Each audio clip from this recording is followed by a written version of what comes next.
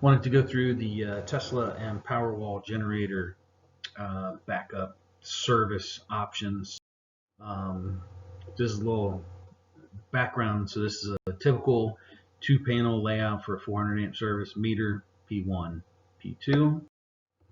Then when you add in the generator, you got a meter to panel P1, out of the meter again, over to an ATS, over to P2, and the generator ties into your ATS. Lose power at the meter, switches over to the generator, provides power to P2. This is found on the Tesla website. So this is their typical layout for a partial home backup solution. It kind of runs the other direction here, but power comes in, meter, main panel. So this would be like your P1.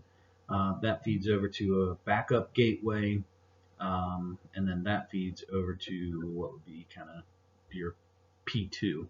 The way they draw this, the Powerwall and the solar inverter feed into the sub panel. I think it actually goes up and over to the backup gateway, but either way, this would be your backed up loads where that goes into, and then you can make this your generator feeds or however you want to do that. So here is an alternate distribution showing the generator. So meter, backup gateway, that goes to panel P1. Again, however, the solar wall, if it goes through the backup gateway, I don't think it goes directly to P1, but that's one line. And then out of your meter again, over to an ATS. Generator comes into the ATS, over to panel P2.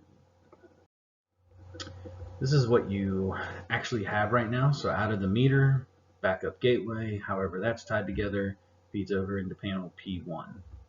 Again, out of the meter, over to panel P2, and then panel P2 actually has a breaker in it that feeds the ATS, that feeds a separate generator panel, and then you have a 90 amp circuit breaker in the generator that comes over and feeds the ATS. So solutions we've proposed, the one to clean it up with whether we increase the generator size or not is, meter P1 side stays the same. Meter would come over. This is where we set a tap point. That way your panel P2 remains with a full 200 amp feed, as well as you bring that same 200 amp capacity directly into the ATS rather than having it hang off of there. Generator feed could stay the same if we're keeping the same generator. Now we have a new added capacity of 200 amps coming off the ATS into the generator panel. Now, this doesn't provide any additional support for P1. That's why looking at with the Tesla website is that there's a way, whether you keep the same generator or we tap in for future capacity down the line, you increase this, we would have to make some modifications, but for now, something to consider is that you can come out of the meter, go into the backup gateway, over there to an ATS, add this ATS, which would feed to panel P1. Now, during normal operation, you lose the meter.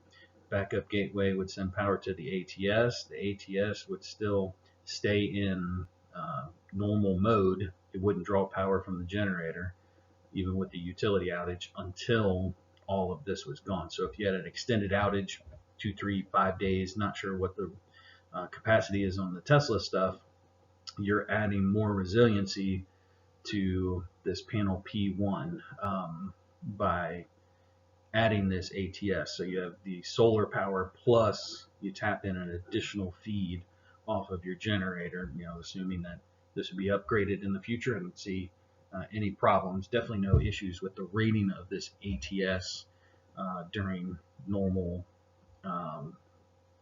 usage with the solar and everything. So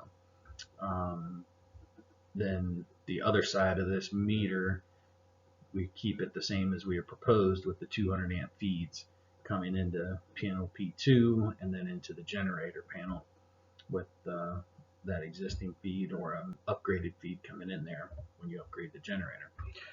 So that's what I wanted to lay out. This kind of option 2 where we would need to look at cutting into the speed for panel P1 as well as P2 while we're at it. So if you have any questions, give me a call. Thanks.